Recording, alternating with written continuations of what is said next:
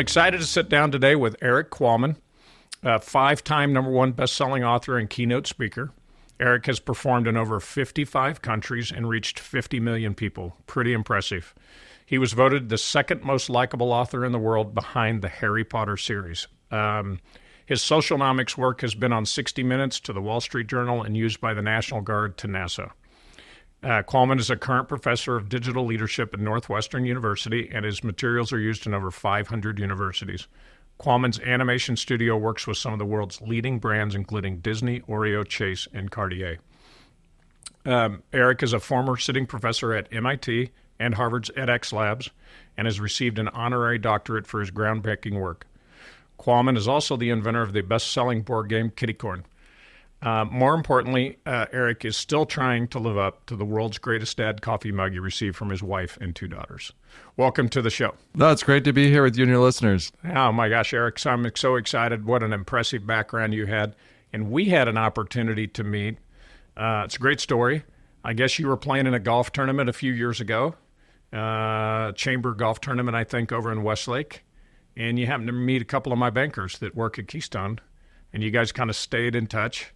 And we have an advisory board at the bank, and they invited you to come speak last month at our advisory board meeting, which we thank you so much for giving us an opportunity to have you come in and do that. And I'm excited to get you on the show and unpack a little bit about this amazing background that you have. No, it was an honor, and your team's fantastic. I mean, starting with just the welcome nature that they had for me at the golf tournament, because no one wants the 6'7" guy on their golf team usually. They're like, oh, we'll take this guy on. And they're super nice. It's great. That's great. Well, so I got to ask, and we're doing some video here, but the green glasses have a great story. Maybe I'm just going to start in with the green glasses and tell us a little bit about that. Yeah, if you ever see me, I wear very bright green glasses, but I haven't always worn bright green glasses, but I have since birth been called Erik Qualman. I grew up in Detroit, Michigan, and I worked in the automotive industry like a lot of kids. And I say kids because I was an intern at Cadillac, and I didn't like the name very much because if you get your first email address, which I did at the time as an intern, it's your first initial last name, and so that just happens to formulate Equalman. And if you're in a meeting up there in Detroit and all of a sudden they're out of coffee, they're like, whoa, man, we're out of coffee. Well, Equalman, you've got that superhero name. I guarantee that you must be super fast. Why don't you run down the street and get us some more coffee? That's so great. I didn't really like it for a long time. I thought it was happening to me, but then in a moment in time, I realized, wait, this is actually happening for me.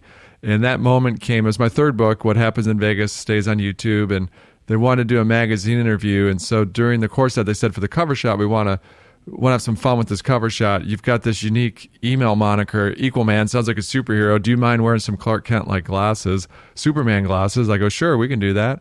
And then they brought them out, and they go, do you mind if it's St. Patty's Day edition? They're bright green. I go, whatever it takes, let's have some fun. And then we did that, and then a couple weeks later, I flew to Kenya to give a talk, and it was my first time in Kenya, so I really wanted to understand what the culture was before I spoke the following morning. And so part of the arrangement with my host was to just go to adopt a baby cheetah at a local rescue shelter. So not to take home, my kids would absolutely love me. They think, you're the greatest dad on the planet. My wife wouldn't be too thrilled. No. But it was really just to support that shelter. And so the woman, the host that I was with, said, hey, Usain Bolt, the Olympic sprinter, was here 2 days ago. He adopted from the same litter that you're going to adopt from. We filmed him. We'd absolutely love to film you, marry the footage together, raise more awareness for the charity. I go, yeah, let's make it happen. And then she goes, but obviously when we're filming, we want to make sure you're wearing your bright green glasses. And I looked at her, I go, oh gosh, I wouldn't wear those around in the world. People would be staring at me all the time. I wouldn't really enjoy that. And then look at disappointment on her face. I never wanted to see that again. She goes, no, when you're on stage tomorrow, that is the expectation. Like, that's what everyone in Kenya thinks that you look like. Now, I can tell you they do not sell bright green glasses anywhere in Kenya. At least we couldn't find them the night before. But it's just a moment in time for me to realize this isn't happening to me. It's happening for me. It's time to kind of... You just embraced it and ran with it. Yeah, embraced it and then run with it. And then it opens a lot of doors from there that you never would anticipate. I just didn't want to disappoint anyone again. So yeah, exactly. It's worth walking. Well, I like them for what it's worth. Yeah. They look great. And for your entrepreneurs out there, just a reminder that, walking in discomfort is just part of it. So for me, it's like if I can help one person because I wear these crazy green glasses, it's worth any discomfort that I have to live with people looking at you like, wow, that guy's got some bright glasses on. That's a great story. Yeah, thank you. Well, way to turn it around and make it positive. Yeah.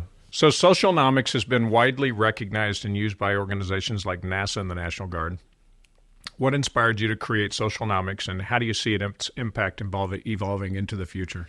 Yeah, it's been a wild ride. So I wrote the book in 2009. I was the head of marketing at Travel Zoo at the time. I'd worked at Travel Zoo? Yeah, and I'd worked there. We took that company from private to public, and during that time, it was actually the top performing stock on the NASDAQ. But prior to that, I was at Yahoo. So I was coming with a tech background, and I saw that the social media, MySpace at the time, so it's kind of crazy to think about it, is that I was speaking at a lot of search engine conferences because at Travel Zoo, we spent $30 million in search, which is unusual at the time, is a lot, especially for a small company.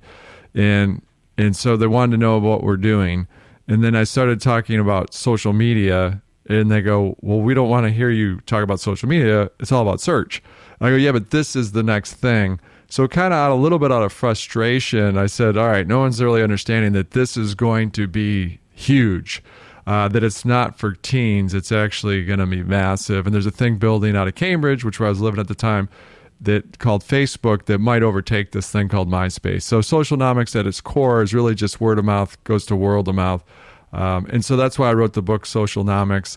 And then the last 14 years now, I've written 6 books and speak on stage just on what's coming, the combination of humanity and technology. So knowing that human nature changes every second, that technology changes every second, but human nature never does, is trying to understand that mix. And there's always that change. But socialnomics is interesting because a lot of the stuff's come to fruition. A lot of stuff was wrong, obviously. But also some stuff still hasn't happened. And the biggest core people don't understand about socialnomics is, it started with social media, but really the term socialnomics is, I want to know what you've done so that I don't have to do it. Meaning that if I find that Keystone Bank's the best bank in me for Austin, or most people that are entrepreneurs, I don't have to do the research when I move here because my friends have already done it. Or if I'm going to have my second child and I need to get a new vehicle that seats 7, or that I can quickly tell that my 10 best friends have all narrowed it down to these 2 choices. And not only that, what they've paid, where they purchased it, what their experience was. And so it's really about time, the most essential thing. So socialnomics, shortening up the time frame.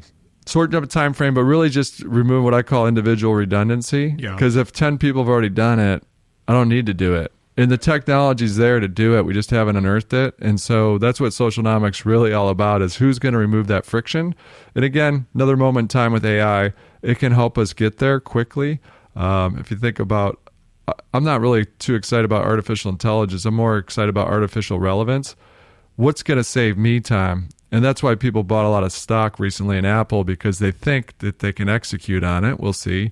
They got to take one of the worst products ever created, Siri, and transform it. But I think they have a chance. And if they do, then all of a sudden I'm going, hey, wait, you've got to leave right now to get to do this podcast at Keystone Bank because traffic's different right now. And we're in your calendar. And just so you know, right after this, you're going to play golf.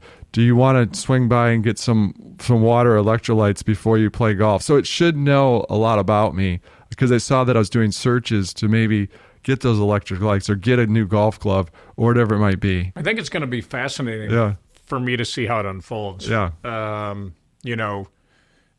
You've seen, obviously, you've been studying the socialnomics, social media since 2009 and before. You've been in this for a long, long time, and it's just fascinating to me. Where do you see it going? I mean, obviously, you think that Apple may be able to make the economics behind it work to make our lives, so we're willing to pay for it. They could. I mean, we'll see. The one thing I know, so I don't know the timing. I think that this definitely is overhyped in the short term. Yeah. So just do a couple searches. You'll see that we're still not there. Yeah. From the generative AI, whatever tool you use, Google Gemini or whether it's ChatGPT or Perplexity. But if it's telling you to kind of use glue to keep the cheese on the pizza, we're kind of a little ways off. Yeah. That being said, it's way underhyped long term. So it's very similar to socialnomics beginning with social media, is you can see that at that time, no one wanted to talk about it because it was sort of not ready. But then that's what none of us, including myself, know the timing of when it's going to slow till it's super fast. Yeah. But this stuff's going to be massive. And I think I'm more of a tech optimist generally. You go through some pain, which we're going through right now with social media with teen suicide, but you get through it once you figure it out. And so this AI stuff, will it take your job? Probably not in the short term, but someone that knows how to use AI will take your job. Long term, it's going to change jobs. And just like anything, like we don't farm anymore. Most people used to, like 100% of us used to farm. Now, very few of us farm. And so it's going to be radical change. So from your background with socialnomics, what are some of the positive examples in communities or businesses that have where it's really helped? Maybe give us some of those real positive examples of like, wow, this was a game changer for this business or this industry or this community. Who won in what I'll call the social media world over the last 15 years? Yeah, I mean, there's a lot of different examples, but so let's say from a charitable example, Ice Bucket Challenge, if everyone remembers that. So that has a chance, because that's what socialnomics is about, is word of mouth is on digital steroids, or word of mouth goes to world of mouth. World of mouth. Yeah, and so not just down the road, but all over. So you don't have to have tons of cash. So before you had a lot of cash, there's gatekeepers. If you didn't have money, you couldn't get advertised, you couldn't get exposure. Yeah. And so that was the biggest beneficiary of these tools, whether it's social media, whether it's AI, is that now a lot of small businesses benefited from it, right? Huge. Yeah, huge. That didn't have the marketing budgets and the keys to the gate, right? Right. So then they could kind of quickly get in there and go, well, we don't need money. We just need effort, attitude, get out there, and they go viral. And then your YouTube, now you're looking at it like podcasts, right? To replace broadcast networks. So like an all-in podcast, they're the ones that are having the presidential candidates on their podcast, not the networks. Yeah. And so it's just fascinating how quick this stuff moves. And that's a good example of podcasts. So if you look at podcasts, they were big like at the turn of the century, and then they kind of died off. Okay. And then all of a sudden they had a revival. And what do you think, why do you think that the revival? The biggest was, I think people learned, wait, I can digest something and work out, go running. I know you're a big runner. And so I can go running and I can listen. I can get the information I need without just sitting there and I can digest it anywhere. Other than the Keystone Bank podcast that you're on, what are some of your favorite podcasts? Yeah, I like listening to my friend Scott Galloway. He's been great. Look at his personal brand, what he's been able to do with these tools. He was a tech entrepreneur before he became a professor, right? Exactly. So he's Red Envelope, and then he did L2. Yeah. That's when I got to know him. He teaches at NYU Stern. He still really does. Smart. Yeah. I've listened to his podcast. Yeah, he's crazy smart. Yeah, super smart. He's very authentic, so it's good. That's why he's not afraid to say what's on his mind. Yeah. That's a good one. He's good. So I listen to Pivot, and then the counter to that is the All In podcast. That's a good one. So you kind of want to listen to both. Even though All In has 4 people and one of them is liberal, their slant is a little more conservative. And then the Pivot podcast with Kara Swisher and Scott Galloway is definitely more democratic or liberal. And so you want to hear, they're going to cover the same issues from different viewpoints. Oh, interesting. And so it's really good, I think, for people to listen to both of those. That's good. Tim Ferriss here in town, fantastic. Actually, there's a ton from Austin. People don't know this. It's crazy. Like I moved here 9 years ago, so I didn't know the whole world. They didn't move here because of me. So we have a lot of podcasts. Just everyone here. moved here. Yeah, it was crazy. Tim Ferriss, Ryan Holiday, Joe Rogan, Peter Attia. No, it's wild. Awesome. Yeah. Well, so one of the things that I was fascinated by when you came and spoke to our advisory board meeting was your perspective on not just social media, but the future of AI relative to the educational world and the educational system today. And, I want to talk a little bit about your role as a professor there at the University of Northwestern University in as digital leadership, right? Mm-hmm, yep. So tell me a little bit about how has that changed or first off, how do you approach that position and an opportunity, and how has that changed your outlook on the future or change your outlook on the things that you've been studying and then also, like, what challenges do you see in that setting for you to try to educate the future leaders of this country and educated people of this country? Yeah, I mean, just like any new technology, especially higher ed's a little conservative. And so whenever there's something new, the immediate reaction is resistance. Meaning when AI comes out, the immediate reaction is, do not use this in the classroom. But we talk to students, I teach at the master level. These folks are usually directors, vice presidents of their positions. It's not executive education. There's happen to be executives getting full-time master's degree. But what they do is they want to learn how to use this.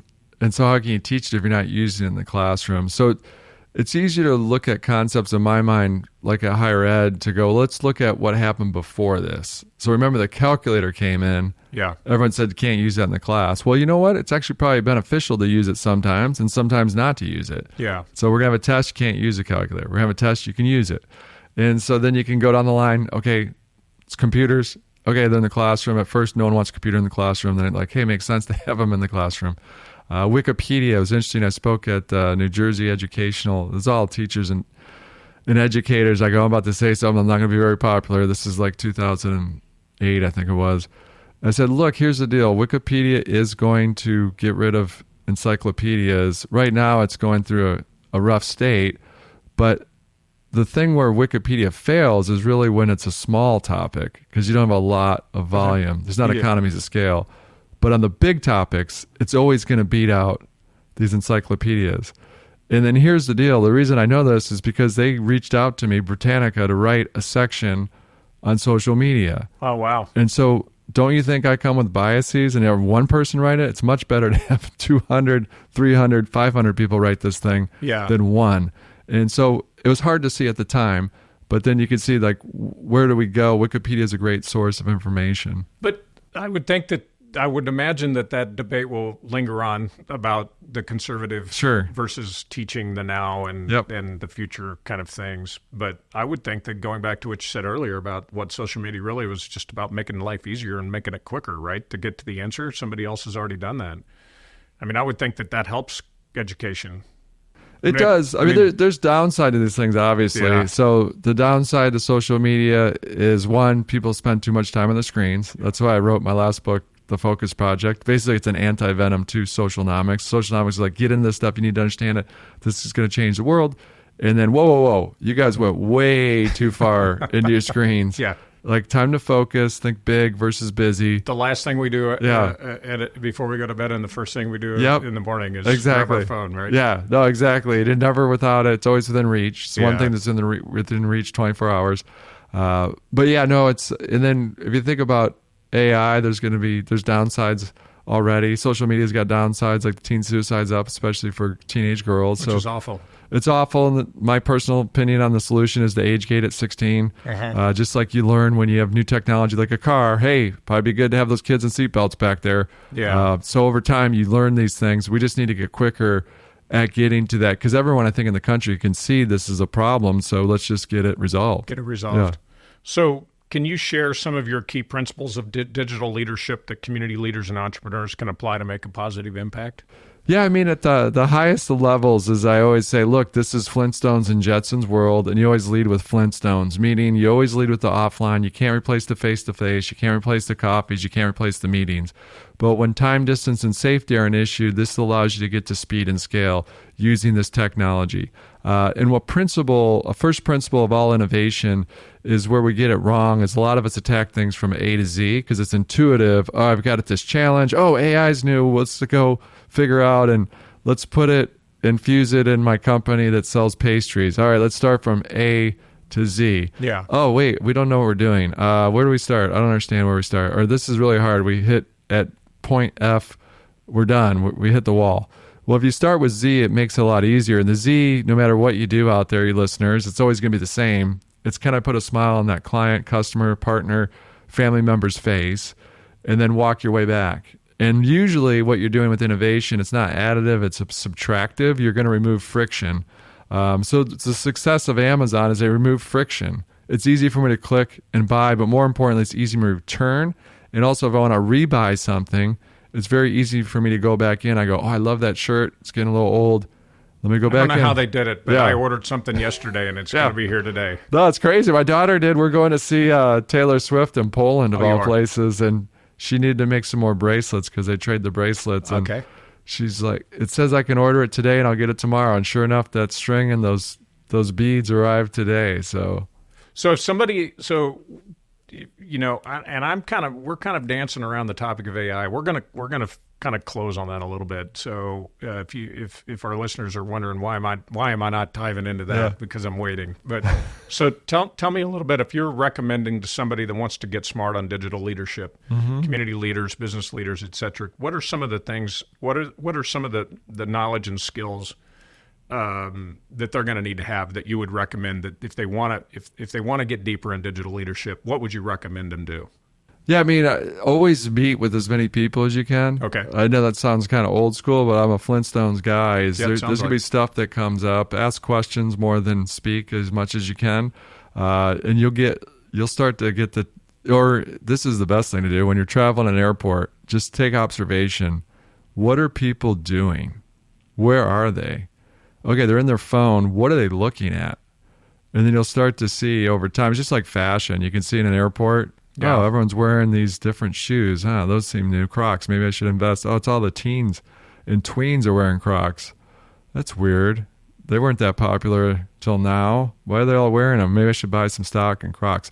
And so it's really about if you travel, that's the best place at the airport to see that's the best way to see what's going to come down the pipe. Interesting. But try to do it without creeping. Try to see what people are looking, what apps are they using. And ask people, like, what are your top 3 apps that aren't a general app, like the weather app, obviously, calendar, get it. But outside of those, what do you use? Got it. Oh, I use Duolingo. Oh, what's that? Oh, it's how to learn a language. So then you go, oh, who made that? Oh, the guy that made the CAPTCHA thing that everyone hated. That you put in your security. He didn't want to be known as the CAPTCHA guy. So he invented Duolingo, and it's free. And then you could see, I started using, a lot of people are using this. And then all of a sudden now there's over 300 million people use Duolingo. Oh, my goodness. Yeah. That is amazing. Yeah, then they went public. And so sometimes, I'm not giving you stock advice, but sometimes that's the way you can kind of look to see what's happening. So what are some of the top challenges that people that want to be digital leaders in their communities and their families and their businesses, what are some of the top challenges they're going to face? They want to play it safe. Okay. You can see it now. Look at Google. They might lose the whole game here. I think you're right. I mean, you could see it coming 15 years from ago, because you go, all right, they got a massive cash cow. It's all tied to search. They've done some stuff in the cloud, which is good to diversify a little bit, but they're not making money off Gmail, Maps. It's all coming from search. And you could tell 15 years ago, this is a broken product, because if it gave me what I wanted to know, I wouldn't click on a paid ad. Yeah. So I thought Mark actually missed the boat at Facebook. They had the chance to displace it with social search. That relevancy, that socialnomics I'm talking about, it hasn't happened yet. Yeah. And so I thought they missed the boat. And then Apple's pretty smart at just waiting and waiting and waiting. And so now they're going to come in, it looks like, and they might take it, because if they get Siri corrected, because it's all going to go to voice search. Yeah. I personally don't really use Google anymore. I go to Perplexity or ChatGPT, and then I'll go to Google third, because those tools aren't perfect. Because I'll see. What about Zuckerberg and Facebook with Meta AI? Is it got a chance? It's got a chance. Okay. Yeah, they got enough capital. They can figure it out. So it's got a shot. So I don't know who's going to win that game, but someone's going to win. It could be that Google loses because it's the inventor's dilemma, that they didn't want to cannibalize their own product. They can't give up that ad revenue to give me the one answer that I'm looking for. I've got to get a page of 12 answers because there's 12 people or 20 people paying me. I have to display all those. Yeah. And it's hard for us as consumers consuming Google search. Yeah. Because some people are really good at search and patient, and somebody like me just give me the answer. Yeah.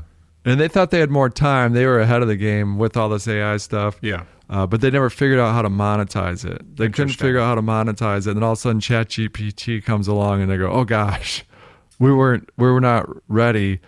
And then, so they might lose the whole ball game, their revenue. It'll be interesting. It's going to be super interesting to me. I was recently I got a chance, very fortunate to get invited to sit in and listen over a lunch and learn with the chief investment officer for a very large wealth advisory and wealth management organization, and the topic of AI came up, and capital allocation, and where they were seeing allocation strategies for their clients in the equity markets, and it literally was just all about AI and the data centers and the real estate plays, and they don't have any idea how any of them, their investment thesis is not so far evolved to the point where like, well, Zuckerberg tells us, don't worry about it. We're going to figure out how to make money on it. And they're, well, that's good enough for us because we're going to take advantage of the gold rush right now for capital allocation for our clients. But I don't think they really are even at that point where they know how that people are going to make money on it. Yeah, I don't think anyone does. Yeah. But they know that compute's the new oil. And there's only a couple of players that have the money to buy those servers and to buy. So it'll be interesting to see how it plays out. Well, let's talk about AI for a minute. One of the things that I thought was fascinating when we got to talk at the advisory board meeting was, and I've tried this out since it's the one thing that really opened it up for me was like this notion that AI relative to search is that you really just want to get the answer, right?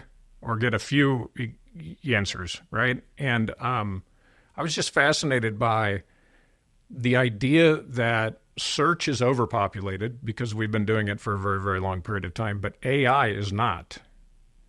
And it was almost as if like it's the wild, wild west in the early frontier days. And going out there, and if you're not using it now, you're missing out on an opportunity to sort of plant your stake and flag out there that says, hey, for instance, Keystone Bank's a great bank in Austin, Texas. When somebody types in great bank, Keystone Bank's probably going to pop up. Yep. I just think, tell us a little bit about that sort of evolution of how you see that happening and what you meant by that. Yeah, I mean, in my mind, it's if we're given a time machine, and if you were to go back 25 years when Google was first starting out with organically crawling the web and trying to figure out what's the best bank in Austin, Texas, and you did search engine optimization strategies, showed up high organically, because at the time, 70% of the clicks were organic, 30% were paid. Any fool is doing paid search because that made sense. I could pay, and actually, this is crazy, best marketing ever. I could see, did it convert to a customer to the bank? Or whatever we're trying to accomplish. Did it convert to a customer to my bakery? And a lot of people didn't do SEO because they didn't know if it was going to come to anything. It had a chance to become number one for the best bakery in Austin, but it might not happen. And so, but the good players did that, and they became number one in search for best bakery in Austin. In my opinion, in the next 6 to 12 months, you have that opportunity again because these I call them answer engines. So these answer engines are trying to figure out what's relevant out there, and they need help. And so they're crawling the web, obviously, just like search engines did, but they're also taking feedback from people. And so you can give it a thumbs up, thumbs down, or say that is not the answer I wanted, or that's not correct, what you just told me, because of X, Y, and Z. Oh, you're right. I looked that up. You're right. It was wrong. Thank you for making us better. And so if someone does a search, what you should all do for your companies is try to help train the model, not trick the model, train the model. Train the model. And so it's like, why is Keystone Bank beloved by all of their customers? And then it'll come back with an answer. One, you're going to get some information and like, oh, well, that's interesting. And then two, you can help correct it or just say, yes, thank you. That was perfect. And then so over time, if enough people do that, someone does a search for what's the best bank in Austin, Keystone Bank's going to be in that set. It's already going to be out there. It's going to be there. It's going to learn from that, right? Yeah. That's really fascinating. Yeah. So if you're a digital leader in your organization and your family and your community, you need to get out there and you need to start looking at this stuff. You need to start using it. Yep. And it's crazy because I've been testing this stuff on all the systems. And so I gave a commencement speech at Michigan State last year. Okay. So I'd type in, why do many consider the commencement speech at Michigan State by Erik Qualman to be very good? Then it comes back. You're like, interesting. That's crazy that it actually took all the content and then summarized it to make it easy. And then two is that all of a sudden, if someone does best commencement speech, say 6 months from now, you've got a high probability to show up. You're going to be there. Yeah. Yeah. That's fascinating. So it's early days. Early days, yeah. But it's a short window. I'd say 6 to 12 months because everyone's going to run to it because they listen to this podcast. They're going to just go out there and go, what do you mean? Yeah. I've actually done it with Meta AI. Yeah. And it's fascinating the dialogue and communicate I'd love to show our listeners, but it's fascinating the dialogue I was having with Meta AI when I typed in, after I met with you and I typed in, who's the best bank in Austin, Texas? And then what about Keystone Bank? And then, just the whole idea of the local community bank versus the big bank and in the echo chamber that big banks are great because they have a branch everywhere. And well, that's not true. And it was a dialogue. Right. It was actually a communication and a conversation. Yep. It wasn't just a one search, Right. but it was back and forth, and it remembered everything it just told you, and then it added on to it, and we were having a conversation. It was pretty fascinating to me. No, that's great. I mean, that's what I mean by artificial relevance. Yeah. And that's why Apple always goes trust, trust, trust, trust, trust. Yeah. Because they're playing the long game. Yeah. And they might win, they might not. Yeah. But who am I going to trust with my information? And then as it learns, so if Meta learns you or Apple learns about me, that's like, this bank is for you because you're a better fit for a community bank. Yeah. Not a big bank. Yeah. So again, that gets back to socialnomics. It saves that time. Yeah. It removes that friction for me. That now I have this assistant that knows relevance to me. Yeah. And that's much more helpful than just a generic search. So before we close, I want to tell me a little bit about what you see for your future. You're going to do more books? Good. I got a couple more books. I've got a kids book that I've got to get a publisher. So if you have I don't do kids books usually, but this is K through 6. We got to talk to Clint Greenleaf, Yeah. who's on our board. He will know how to get that published. That's exactly. Yeah. So we're just looking for a distribution partner on that piece. Nice. So it'll be fun. Great. And then a couple more in my genre books that are on the horizon. Okay. And I've got a young adult book that's complete, like more of a Harry Potter book. So you love writing? I like it. Yeah, it's good. It's fun. I like creating things. Yeah. So do you other than writing the books and hanging out with your fam? Yep. You've got the Northwestern University. Anything else that consumes your days and time? Yeah, I mean, we have the Innovation Studio. Tell us about that real quick. So it's Equalman Studios. We only take on select partners each year because it's really boutique, artisanal. These are usually 2 to 3 minute, 3 and 4D animation. So we've worked with Disney, Cartier, Montblanc. What are you doing in Equalman Studios? It runs the map, but me personally, I write the scripts and help do but that. what is it? What do you help in these companies? Yeah, generally, like Disney's a good example. So Bob Iger wanted to show that they were a digital company. Okay. This is a couple of years ago, and I go, why don't you just use the Pixar guys? I don't know why you're asking us. And then he goes, no, they said it'll be faster if you guys do it. Plus, you guys are outside perspective, okay, which came in handy because what we'll do is we'll put that video is 2 to 3 minutes. That's generally the case. They're usually 90 seconds to maybe at max 3 minutes. And that one was just to show that Disney is a digital company with their magic bands. They're using data to kind of push people around the park. Then obviously they came out with Disney Plus, streaming capability. So they're just trying to show their investors and also their employees and their stakeholders that this isn't the old Disney. This is actually Disney's digital. Okay. And then it runs the gamut. Like we did one for Oreo and Mondelez. They wanted to show that they're using data to really show they understand the customer. And so that was just 2 minutes of factual data for their sales team. For their sales team. So their sales team, a lot of them are used for sales. So they use, or for a CEO to use it as a kickoff. For different, they're going to go to speak. They're going to show this video for 90 seconds to get things going. Oh, that's cool. This is here we are. They usually last, they probably have a shelf life longer than you think, like 2 to 3 years. So they use that video just for 2 to 3 years for the sales team to kick off the meeting, or a board member or executive. They're about to get out and speak. They want to get people's attention.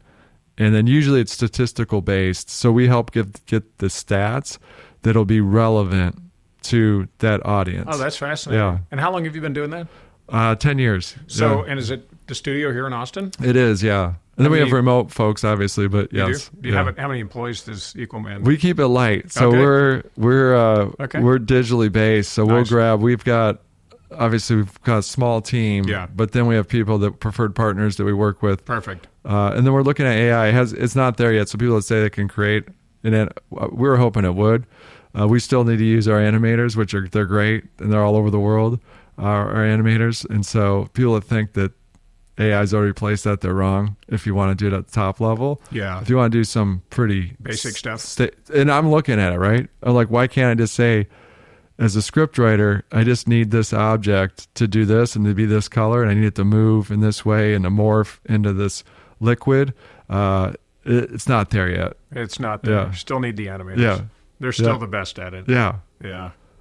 I don't know that they'll ever be replaced, honestly. Yeah, I don't know. It'll be interesting. Just the skill and talent, and Yeah. I don't know. Yeah. Maybe not in my lifetime, but I think they'll figure it out Someday. Yeah, which is scary. Yeah. Could be, anyway. Yeah. Well, so before we close, I want to say thanks again for coming in. You're just got a fascinating background, and I love sitting and listening to you talk about the future and all of the things that you have experienced. You've got a lot of great things to tell people. I'd highly encourage everybody to pick up an Erik Qualman book and get to know Erik and his green glasses. But if you could give one piece of advice to your younger self, what would it be? Oh, man. Besides drinking less in my 20s? No, it's mainly just, I mean, if you can dream it, you can do it. Got it. If you want to get real specific, it'd probably be like, I didn't really know. I was sitting in Yahoo in Silicon Valley, and I had no idea that it was like this explosion. I was too young to know that you're living in this amazing time. Uh-huh. I think that's true right now as well, especially if you're a young listener. So be in the moment. Yeah, be in the moment. Understand, like, this isn't normal. Like, you're in the .com explosion. You're sitting at Yahoo in Silicon Valley. Yeah. And so what you think is normal is not normal. Like, this is a moment in time. And so sometimes that's true for a lot of you listeners out there, is just kind of pause and go, where am I? And, oh, wow, let me go for it over here, because this isn't going to last very long. Yeah, that's a great piece of advice. So be in the moment and pay attention to what's going on around you, because it's probably pretty awesome and bigger than you think. Yeah, and then most importantly, in a world you can choose to be anything, choose to be kind, and that's what the book's about. So I love that. Yeah. Be kind to everybody. Yep. You never know what kind of a day they're having. Yeah, no, exactly. Yeah, that's true. That's great. Well, I sure enjoyed you coming on. No, thanks for having me on. Love It's to hear been great. your story. This is fantastic. Best Thank of you. luck to you. Thanks, Erik. Today's episode of Banking on Community was recorded in the Keystone Bank podcast studio located in downtown Austin. Keystone Bank opened its doors in 2018 with a maverick approach to community banking, focusing on putting clients first, and the core values of take charge, encourage creativity, lead in innovation, do what is right, and center around community. For more information, visit our website, keystone.bank.